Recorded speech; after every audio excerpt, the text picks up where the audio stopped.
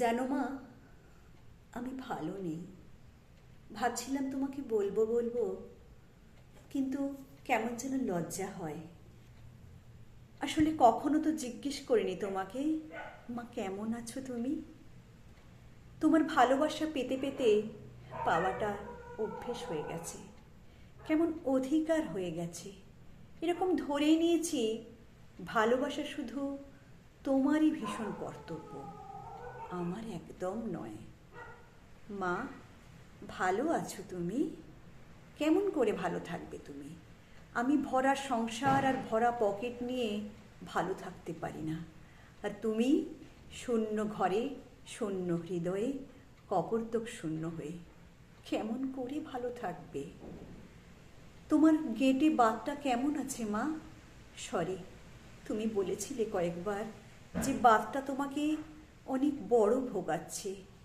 আমি তো কেবলই ভুলে যাই। কেন জানি তবুও মনে হয় তুমি আমাকে আগের মতোই ভালোবাসো। এখনো তুমি আমার যন্ত্রণায় ঠিক আগের মতোই হাত বুলিয়ে দেবে। আচ্ছা মা, তোমার ভালোবাসার ক্লান্তি নেই কেন? আর আমার ভালোবাসার ক্লান্তি আছে, মালবিকার ভালোবাসার ক্লান্তি আছে, শুধু তোমারটাই ক্লান্তি নেই কেন মা? খুব তাড়াতাড়ি তোমার কাছে আসবো। তুমি একটু আমার বুকে হাত বুলিয়ে দেবে। আমি ছটফট করছি যন্ত্রণায়, ছটফট করছি মা। এসেছিলাম সাতসাগর পেরিয়েই আকাশ ধরতে। আকাশটা আকাশেই রয়ে গেল, শুধু মাটিটা পায়ের থেকে সরে গেল, মাটা বুকের থেকে সরে গেল, মানুষজন হৃদয় থেকে সরে গেল।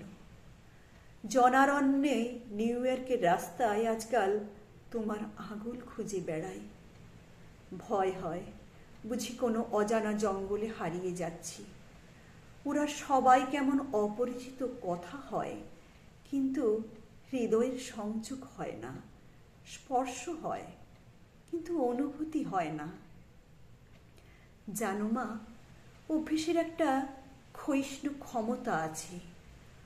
অমৃত ধীরে ধীরে কেমন যেন নোনতা হয়ে যায়। তোমার ভালোবাসাও কেমন যেন প্রতিদিনকার অভ্যাস হয়ে গেছিল। প্রতিদিন মধু খেলে মধু কি আর মধু বলে মনে হয় না। আজ বহু দূরে, সাত সাগরের পারে, তোমার স্নেহচ্যুত আমি তোমার একটু ভালোবাসার জন্য আকুল হয়ে আছি মা।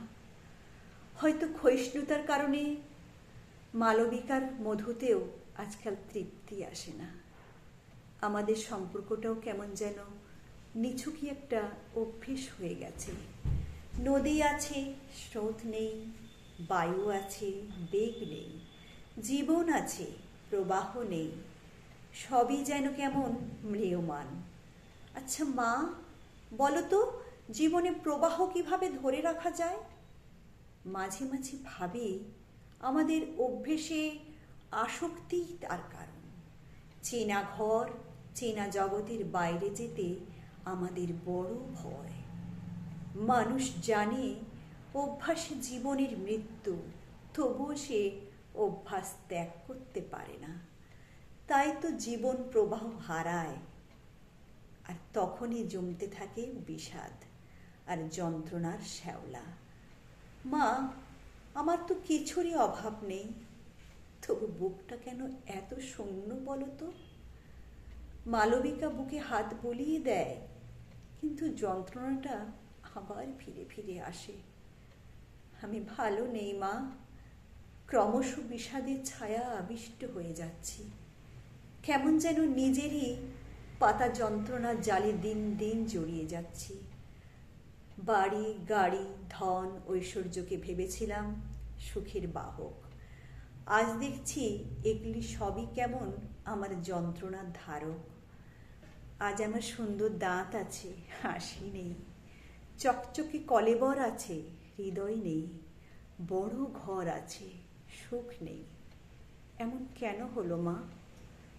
এখন দেখছি পরিশ্রম করলেই সুখ আসে না, বড় হলেই মহান হয় না। আমি কি তবে জীবনের গন্তব্যটাই হারিয়ে ফেলেছি? এখন তোমার কথা মনে পড়ে মা। তুমি বলতে, খোকা জীবনে খুব হাসবি, তবেই সুখী হবি। আমি আজকাল আর হাসি না। পল্টু বলে, পাপা তোমার মুখটা সবসময় কেন পচা পচা? তুমি কেন হাসো না পাপা? আমি হাসতে ভুলে গেছি মা।